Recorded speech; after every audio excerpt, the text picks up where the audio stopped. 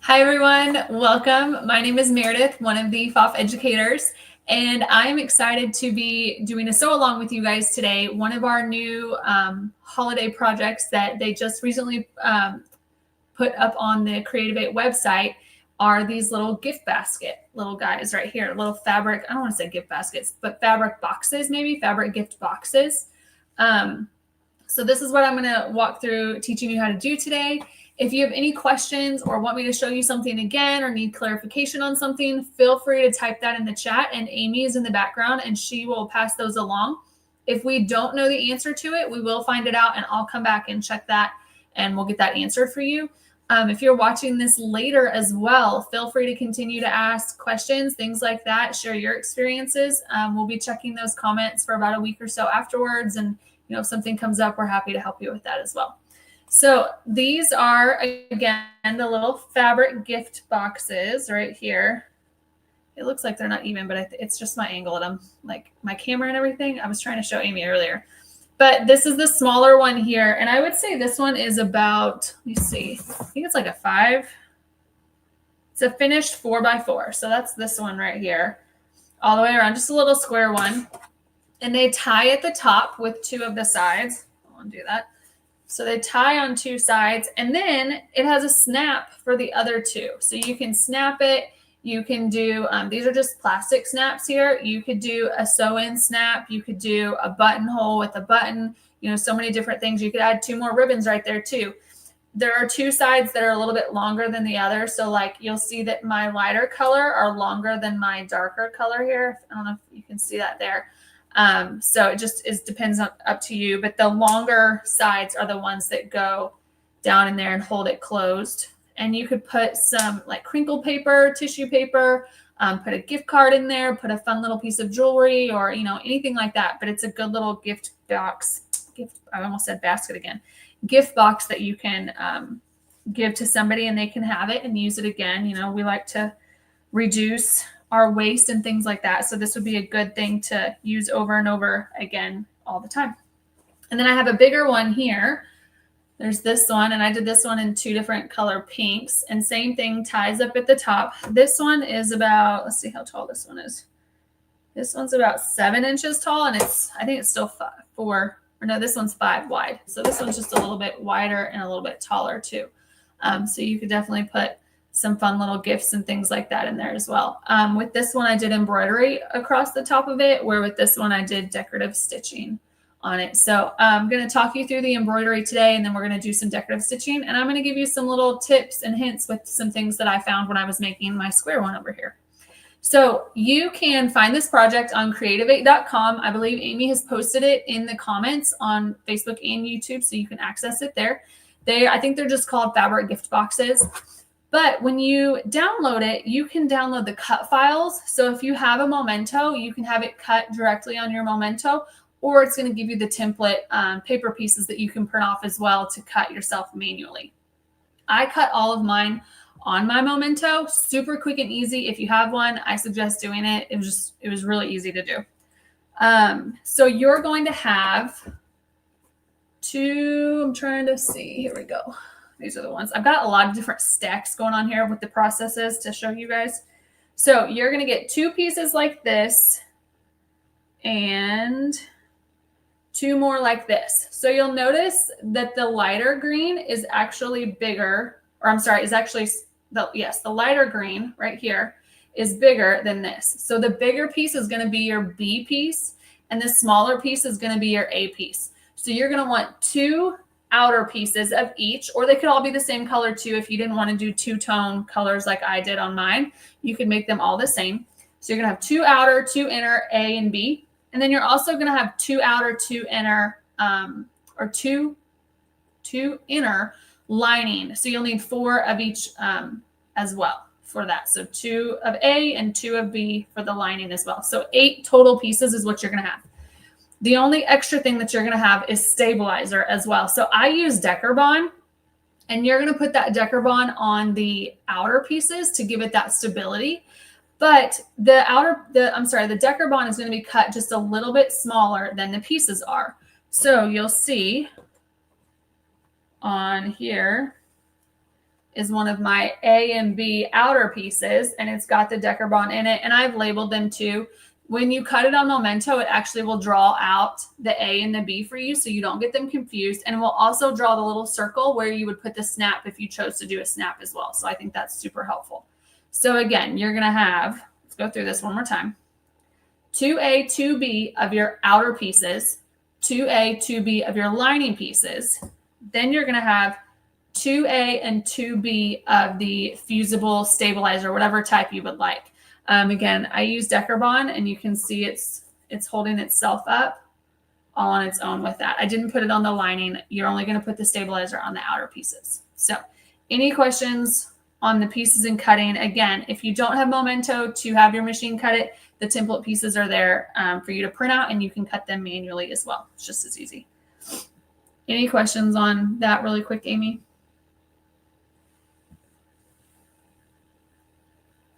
No, I don't see any questions.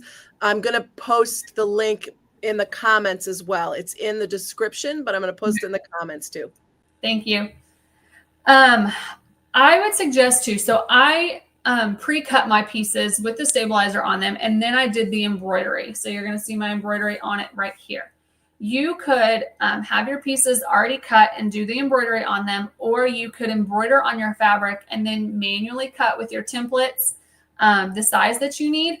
Or we have a new feature with the Creative 8 software with the Memento, where you can take a picture of your mat, capture your mat, so take a picture of it, and have your embroidered fabric there and place your design or the cut file for the shape exactly where you want it. So it's basically fussy cutting out where your embroidery design would be. So you could do that as well. Let me tell you though, because I made this mistake and I went ahead and just left it the way it was, because I'm like, I'm going to show you guys. It's better to learn from my mistakes. So when you are doing this, you'll notice that your pieces have a flat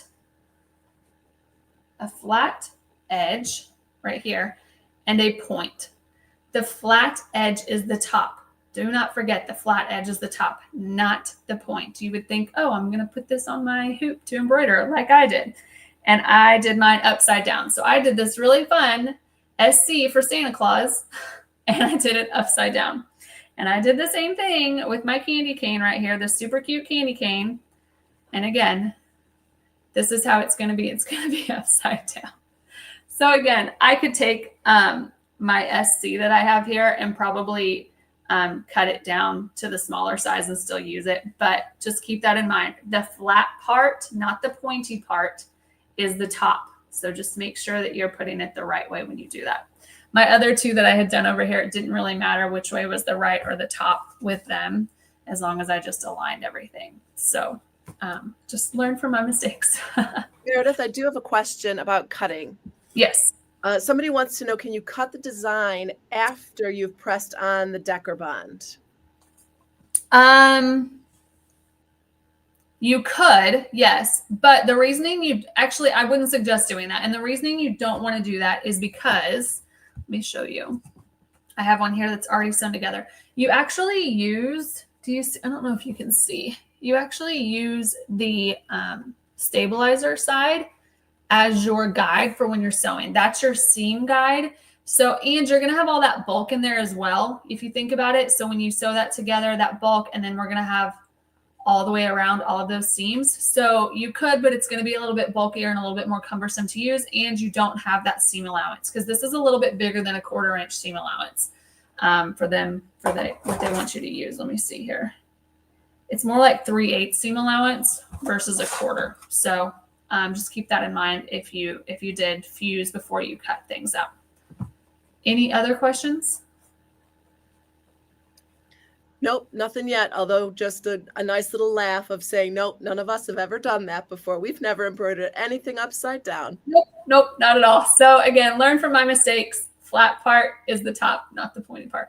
So I want to show you, we're just going to do sewing today. I'm not going to do any embroidery, but I will tell you with embroidery what I did. Again, I had already pre-cut all of my pieces, and I fused the stabilizer to my pieces that I was going to embroider. Then I put sticky tearaway in my hoop. So you put the tearaway with the sticky piece still on top of it.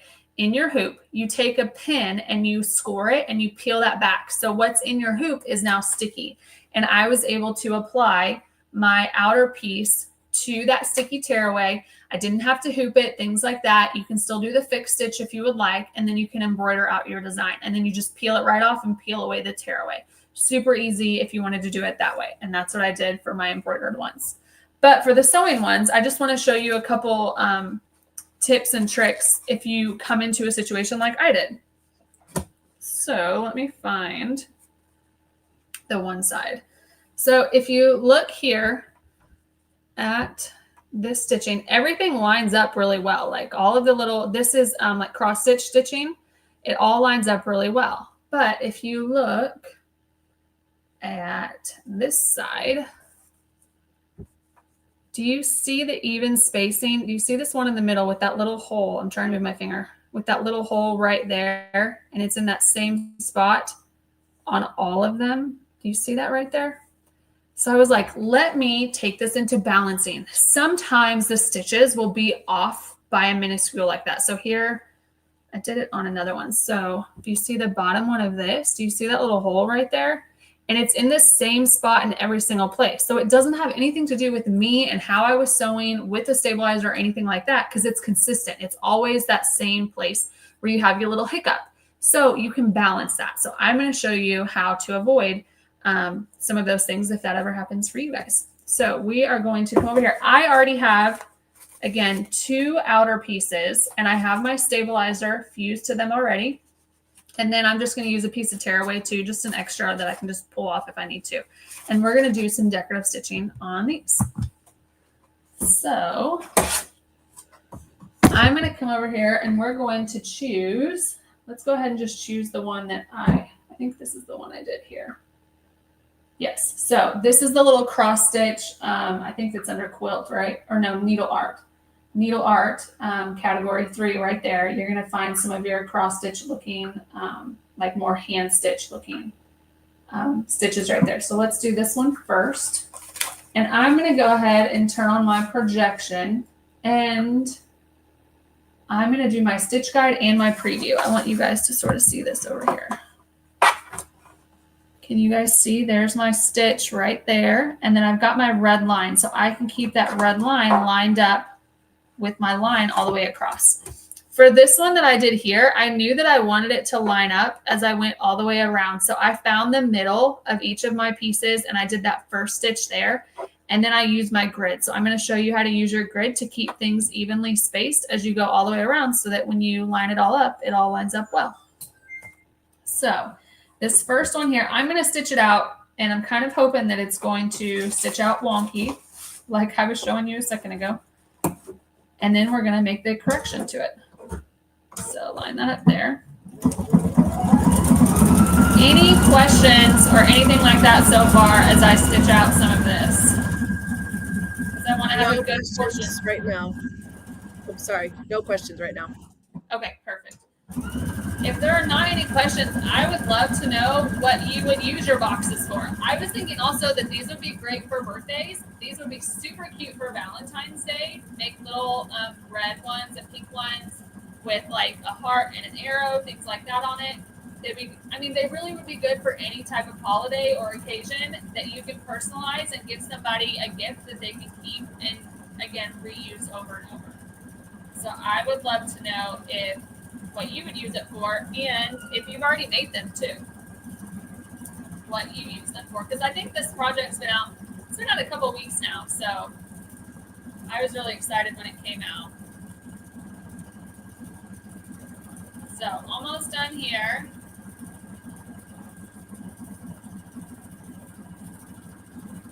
So let's finish this stitch. We do have a question, Meredith. Yes. And it's exactly the one that we were talking about. Why does it stitch out wonky to begin with? So that's a great question. Amy and I, we don't know. I was like, Amy, what's the politically correct reason for why it does this? I don't know. When I looked at it up, I'll just be honest with you. When I looked it up on here, it said sometimes it could have to do with the fabric that you're using or the thread, things like that. But it did what I wanted it to do. Let me show you here.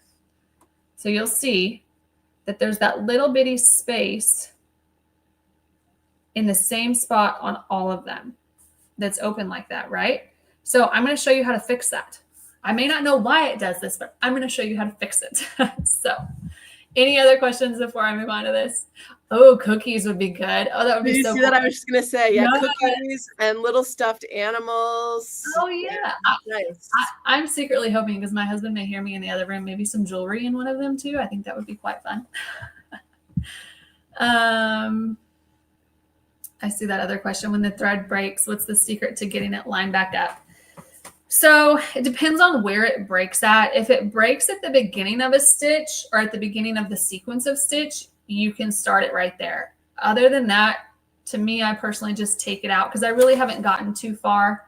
It has to do with how fast you're sewing too, or if your needle needs to be changed, things like that, that could cause it to happen again. So just keep all of those in mind. But some of the time I just get it going right back where I was. And if I'm doing a lot of it, people aren't going to notice that one little bit. So I wouldn't worry too much about it. And usually you're going to catch it pretty quick if your thread breaks, that it broke. So you could, if you catch it quick enough, you really just start back where you're going and you're really not going to see much of a difference. So yeah. All right. So let's come over here. I'm going to get rid of that. We're going to go to balance right down here. It's right down here in this bottom corner right here. You can't see my finger underneath it. Balance. It's going to be right there. We're going to touch that.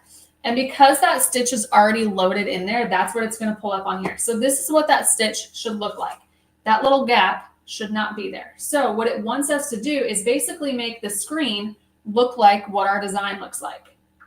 So we're going to lengthen it here.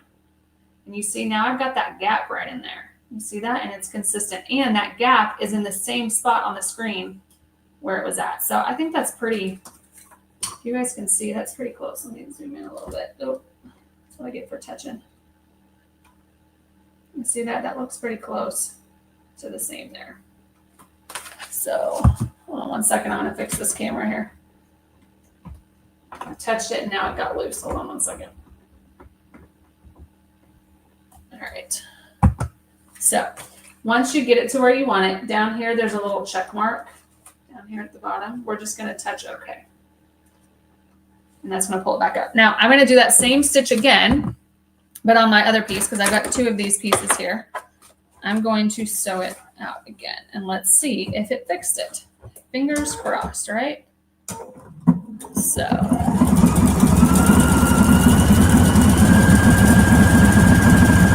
Any other ways? Oh, chocolate. Somebody said chocolate. Like for Valentine's Day, I think that would be so cool. I love chocolate covered strawberries and wrap them up in some parchment paper. You could even use that like wipe away iron-on plastic that you can put on fabric to like line it if you know that you're going to be using it for baked goods and things like that. That would be super fun.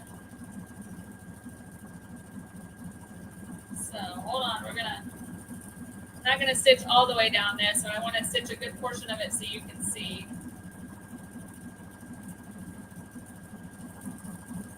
So somebody said, if that's a little space, maybe that's how it's supposed to be. So I'm going to go back to the screen and show you what the stitch should look like because it looks accurate on the screen. It looks how it's supposed to be. That little gap, it shouldn't be there because that's what I thought too when I was stitching these out. I was like, well, maybe it's supposed to be there. And I'm like, nope, that's not supposed to be there. That's not what I see on my screen. And what I see on my screen is what I want. Because with needle stitching like that, you want it to be even and consistent. It's like cross stitch. You don't skip a little corner or anything like that when you're doing cross stitch and things like that. It's the same and consistent all the way across. So look at this, y'all. Do you see that? How much better that looks? Look at that. So here's what we had before with that same consistent gap. And here's what I have now. I fixed it. So much better, doesn't it? So I want you to see on the screen. Zoom in a little bit. That little gap is not anywhere on this screen. It should not be on this screen. When you make the adjustments in the balance as well, you're not going to see those adjustments. So when I come back over to my balance right here, you can see that I have that little hole. Let me zoom in so you can see. It's got that little hole. right here, and right here. You're not going to see that when you touch the OK button. Okay, you're going to see what it should look like right there. So does that answer those questions? Does anybody, and it actually did it with 2 of those stitches. So you'll notice the ones that I did on the top and bottom here, it did it as well there. You see, I'm trying to get it to focus a little bit. Focus for me, come on. It did it a little bit right there in all of those 2 in the same spots. So again, I fixed that. Right there, I no longer have those gaps in the top and bottom ones. So Meredith, somebody wants to know how you decide which way to change the balance and what view does the projection show when you're projecting it? Does it show how it should actually look or like the changes that you made in balance? So so it shows this is the stitch with the, let me see if it's a little bit better on this darker. Nope, that's even worse. I think maybe, no, that's worse. That looks better. No, the changes that I made are not visible here and they're not visible on the screen. They are just visible in the balance. And what was that other question? I'm sorry. Oh, how do you know which way to go, up or down? So when we are in balance, again, you want to make what you see on the screen look like what it is here. Well, you only have, because this width, let me show you down here. The width is grayed out. This stitch is as wide as I can go. I cannot go any wider with this stitch. I can only go longer or shorter. So if you go to the positive, it's going to put it more on top of each other.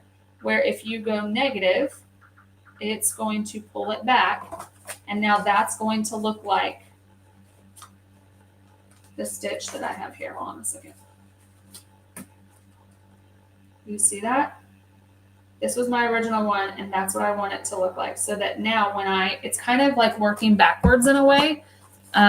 I'm telling it what I see, and then it's compensating. That's what it's doing. It's basically compensating and then giving me exactly what I want right here. Does that answer those questions? Again, I don't know why. I don't know why. I did my research beforehand, and I even asked Amy today. I was like, what's the reasoning why it would do this? And all it says when you look in the manual and stuff is just the balance could have to do with the fabric that you're using or the thread or whatever it may be. But if you have that option to make those changes. So again, if you see that it's a consistent thing, it's not just because it's puckering my fabric or anything. That hole is in the same spot on every single stitch there. So then I know that I can just go in there and make those adjustments. So normally it should not leave that gap. Your machine may do something different. You know, your machine may stitch it out accurately. So any other questions, Amy? Oops, sorry. Yep. Nope. No more questions. Okay. If anybody has any questions or wants to see something like that again, I can pick another stitch and we can play with it and see what it does as well. But I'm going to add a few more decorative stitches to one of these just to show you some projection and getting things lined up as well. So let's come back over here. Widen this out. We're just going to touch OK. Doesn't matter because we're not going to do that stitch again. We're going to come up here to our stitches. And I want to go to my satin stitches. Let's see. I think I'm going to do like one of these oval ones right here.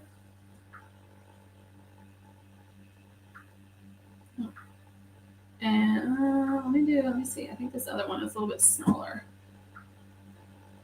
Yeah, I think that one. Let me see. I'm looking for different options here. Let's do this one because it's got a little bit of texture to it. I want you all to see those. Those are fun to see. Go away. There it goes. So I don't know if you can see, it's got these little lines in it. So it almost gives kind of like an embossed look. Some of the stitches do that. So down here, these stitches, you can see in this one, the lines that go up or the ones that make the V versus the whole outline. Let me see if I can zoom into those right down there. Do you see that right down here, how it kind of gives that little embossed look on it? So, or that one down there. So they're fun. They give a little bit more texture to it. So this is a good project to like try out some of your different stitches and see what you like, you know, a good little sampler thing. Let me zoom out. That's super zoomed in there. So I'm going to add this stitch to the side over here. I'm going to turn on my projection, which it's already on, but I want to turn on my grid. I don't have my grid on right now. I have my stitch preview on and my stitch guide 1. So that's my red line that gives me my sewing line that I want, which I don't need that anymore. So let's go ahead and turn that off. And let's turn our grid on. We're going to go off of our grid. So we're going to turn that on. I'm going to leave my, actually I think I'm going to make them a little bit closer. I don't like how far apart the stitches from this. So we're going to come over here and we're going to make our grid size just a little bit smaller. Made it too small there. That's too tiny. So that we can use that grid line as our guide, and it got these a little bit closer together. You can see that they're a little bit closer, I feel like, in that camera than they were before. So I'm going to make sure that this stitch, this one that I've already done, is lined up with this green line, because this is not going to disappear. My grid's not going to go anywhere. My stitch preview will go away, but not my grid. And we're going to sew down here. So again, I can't necessarily see my stitching anymore, but I know that if I keep the previous stitch that I have lined up with this green line, and I can change that green too if it doesn't show up well on my fabric. I'll show you that here in a second. You can change that color as well. But this way, they are evenly spaced all the way down. And that's what I did on my box. Was I made sure that that middle stitch was in the same spot, and then I just flipped my fabric around and I have that even spacing. All I did was I drew my first initial line, and after that I can use my grid and use my original stitch and go off of that the rest of the way down right there. So let's finish out this one. And we're going to cut there. So I want y'all to see this. Can you see like how it's kind of got an embossed look on it? Isn't that neat? It gives you some more texture and things. I feel like the cross stitch on things like this is very like Nordic and Swedish looking to me. The Swedes would probably be like, they'd probably roll their eyes at me saying that, but I think it looks very, I like cross stitching the way it looks and like that Nordic look and things like that. So that's how you would add on that other side. And then you could again add one onto the other side, continue going one way or the other, and then make it the same on your other piece as well. So these are both of my A pieces.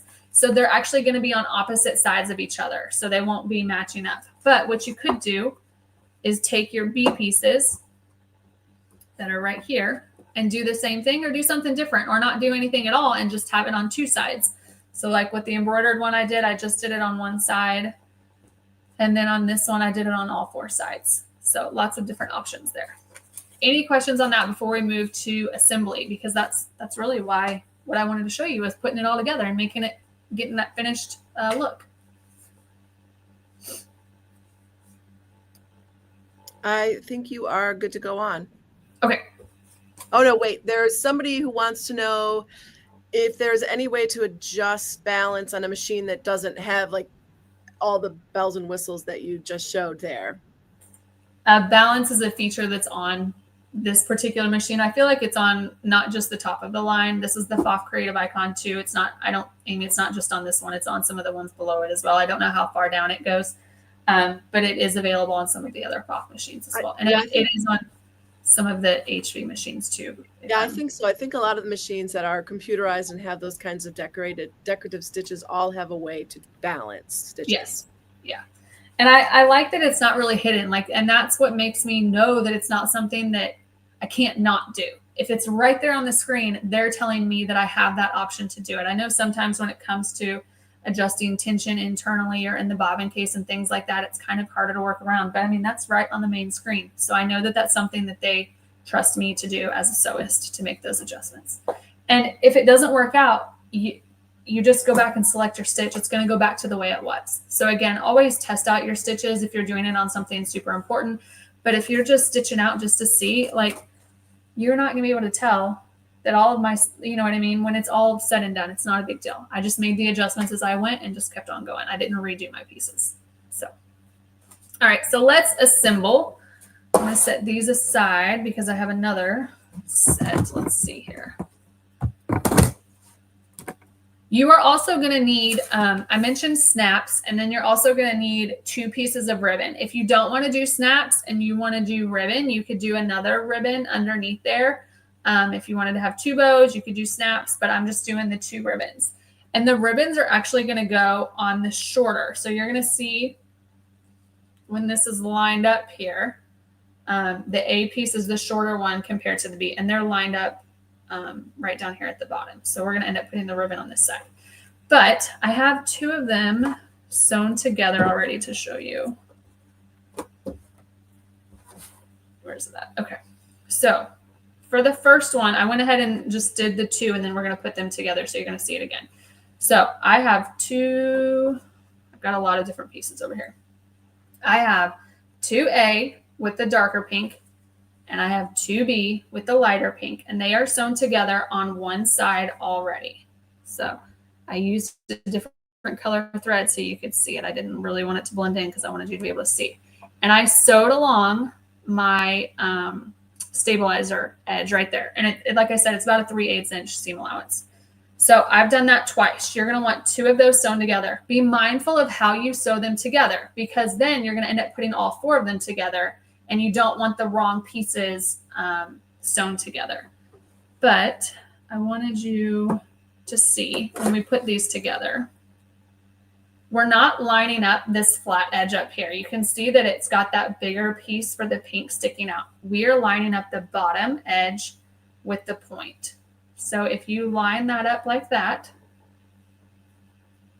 your bottom edge, your point right there, is lined up, and we're going to sew on 2 sides of it. So I'm going to go ahead and sew this one so that you can see, and then we're going to assemble the 4 of them together. So this is my lining piece. So it does not have stabilizer. We're going to come back over here. We're going to turn projection off. Give me 1 second. And I'm going to switch back to a straight stitch. There we go. Okay, so for this one, I found that the edge of the foot is basically my 3/8 right there. And that's what I had been doing when I sewed along the edges of these to get it lined up right there. It lines up that middle with the edge of my stabilizer. And I just sewed all the way down here, turned and pivoted, and stopped right down here. So we're just doing 2 sides of it. So let's do that 2 sides here. Make sure. So I have these already sewn together here. I've got my pink B and my dark pink A. So if I make this seam here, when I open that, I kind of just visualize it. I do it before I actually sew it to make sure that everything's going to line up with the right pieces together. I wouldn't want to sew this side over here because then my dark pink and dark pink are going to line up in my light pink and light pink. So just keep that in mind. And I started, oh, hold on. Let me change my thread really quick. I started all the way at the end of it. I think in the instructions, it tells you to start where the stabilizer is. But I found that having that little part that was not sewn became more of like a fussy for me. Like it wasn't wanting to work with me. So I did another one where I sewed from the edge and it worked a little bit better. So try it both ways. See what way works best for you. At the end of the day, it's going to be all assembled together. So it's not going to matter. So there we go. And it wants me to have my IDT engaged. So we're going to switch our foot. There we go. So I'm going to line this up here. And again, I've just got my fabric on the edge of my presser foot. And when I get to, I'm not going to come all the way down here. I'm going to come to about where I think it is and turn. But I have a little bit more, you can't see from this side, but I've got about a 1/16 of an inch. So I'm going to do one more stitch here. Stop with my needle down. And now that fabric lines up and I'm going to come all the way down here. I'm not going to, again, come all the way to the end. I'm going to stop right about at my point and I can turn it around. I think I went too far there. Yep. We're just going to go back 1 stitch.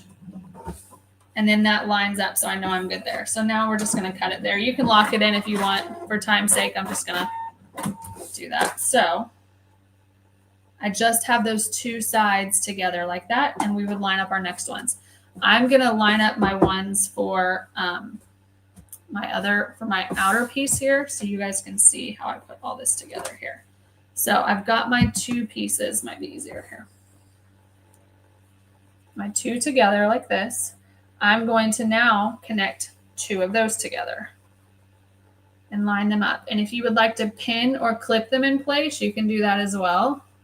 But we're just going to get them lined up right there.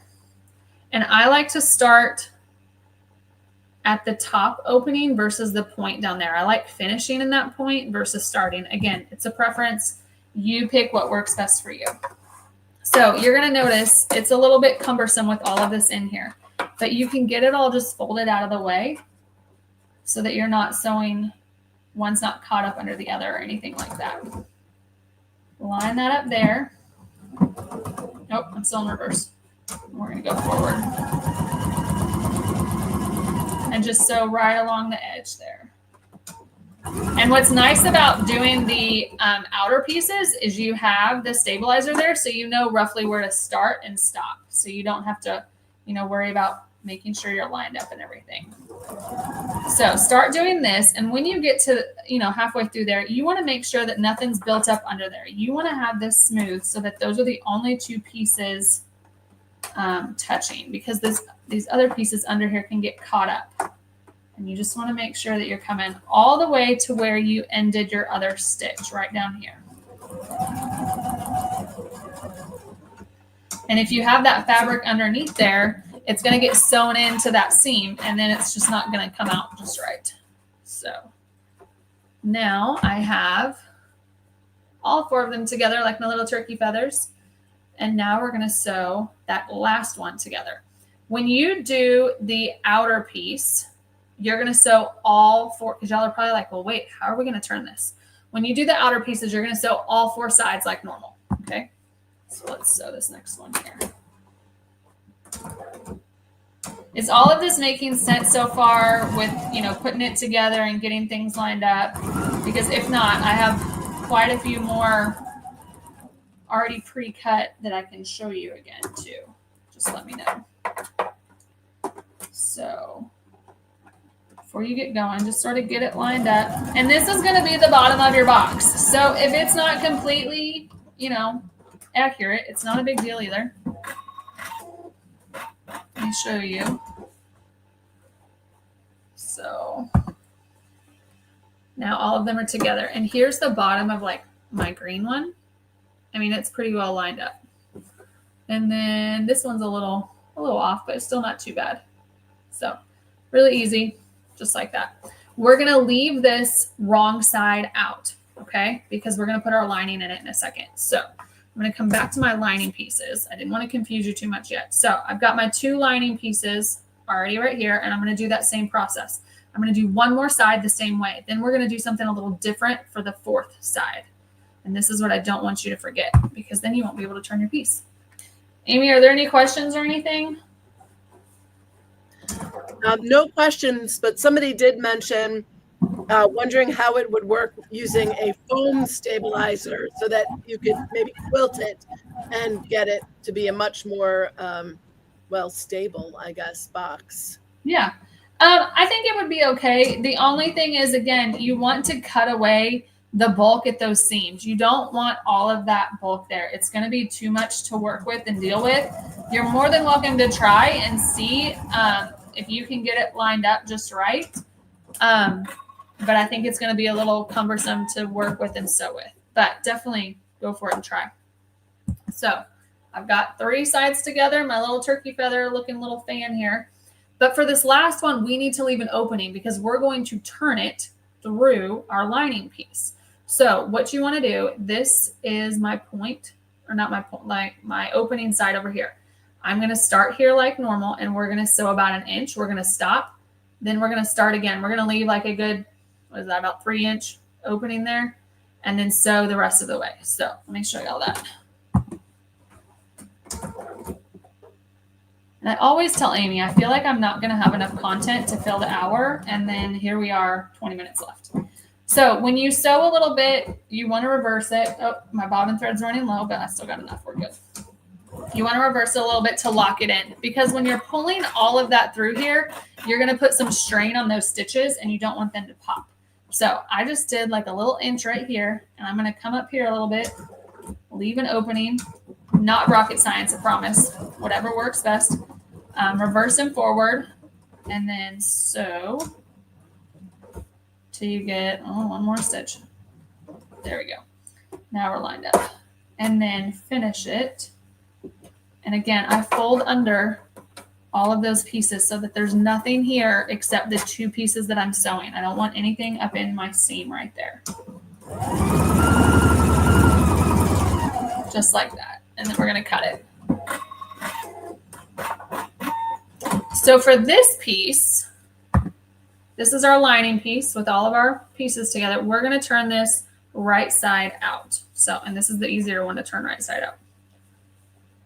Oh, and look, my point. Ooh, pat myself on the back. That one turned out really good.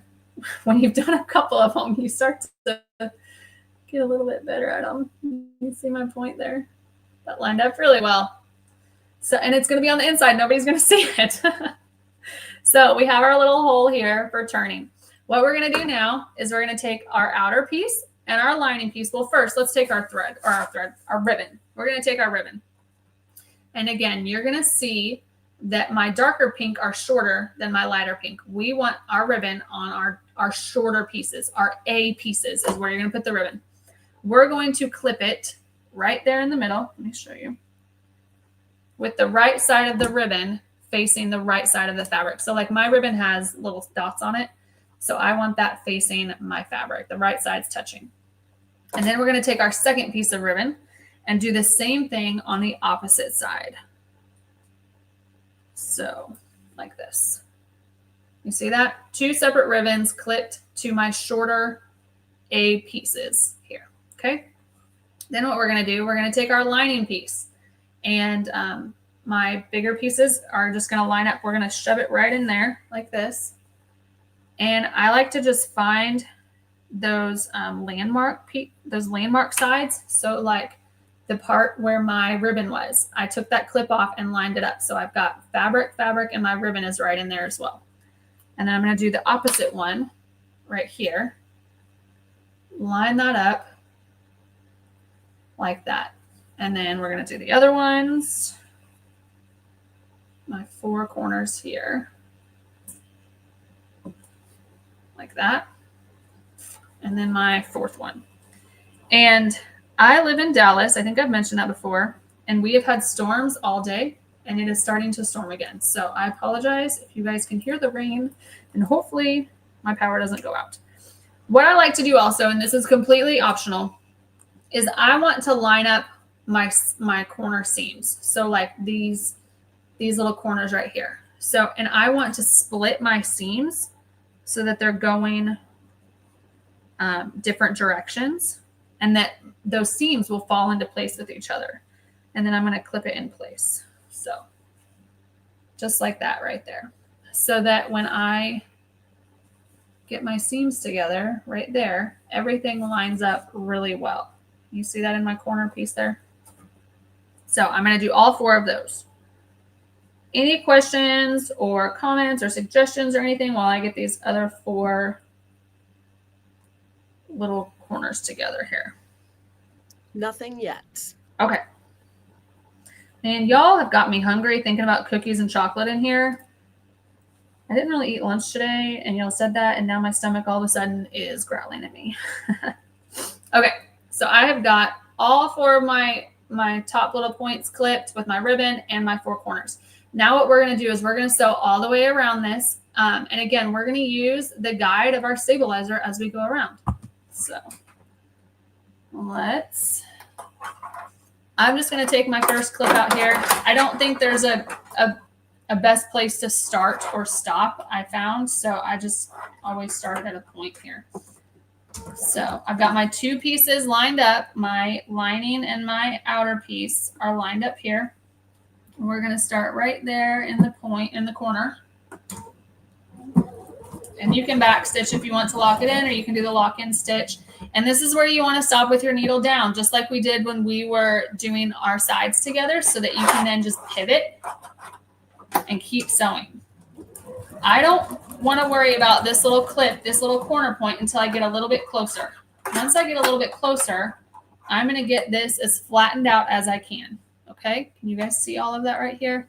I've got this flattened out and straight as I can. And then I'm going to take my clip off and sew all the way to that corner right there.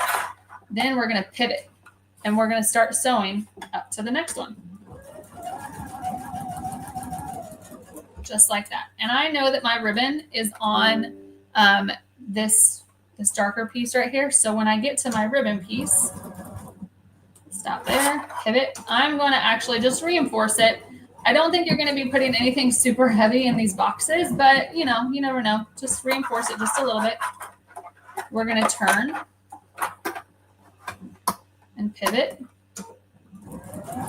So a little bit more when we get closer to our edge. Make sure everything's flat, nothing's underneath there that shouldn't be, and you end up sewing the wrong parts together. You just sort of work with it a little bit. When your needle stops in the down position, your presser foot comes up, but if you need to have more space to pivot things and get things flat, you can definitely raise your presser foot up some more. So that's what I did there. You just push it up once. If you push it up once more, your needle will come out of place, and we don't want that. So all the way down here and pivot. I'm playing what is it, chicken right now with my bobbin. I think I should be good, but my alert came a minute ago before I started this. So I just want to get done with this so you guys can see this part of it. And then turn here. I think that should be good. I feel like luck is on my side today. And I'm at my ribbon piece, so I can again reverse and go forward again right there. And we're almost back around to the beginning. Meredith, yes, ma'am. Somebody also mentioned that this would be a good time to utilize your free arm if you have that ability. Yeah, definitely. You could definitely do that. With this one, I think it's a little bit smaller. It just depends. You definitely could. The bigger one, I think, would be a little bit easier to do the free arm. Sometimes the pieces are a little smaller and won't necessarily give you as much wiggle room to move things around. But yes, definitely a great suggestion. All right, so I have sewn. Let me show y'all. I've sewn around the entire thing.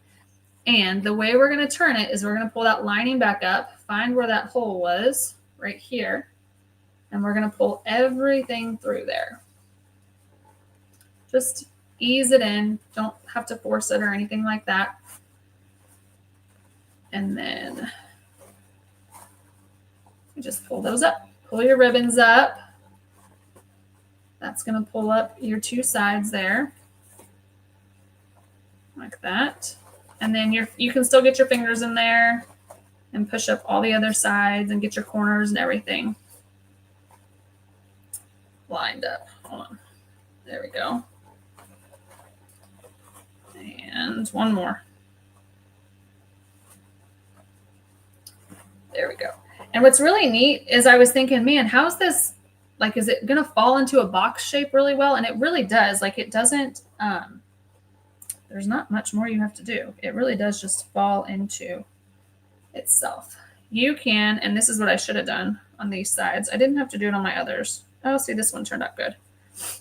You can clip those corners before you flip it if you want to as well. So like you can see this one, and I didn't line this one up very well. I would probably actually go back and fix this. That side, I didn't line that one up too well, but that side lined up really well. And this one as well. So just push out those corners, getting everything together, and there's your little box right there. And I didn't have any stitching or anything on this one. This was one of my other step out things. So what you would do next is these two pieces right here. These are the longer two pieces, my lighter fabric. You could, again, attach a snap. I'm not going to go through attaching a snap today, but there's different little snaps you can attach. Amy suggested doing a buttonhole with a cute little button would be neat.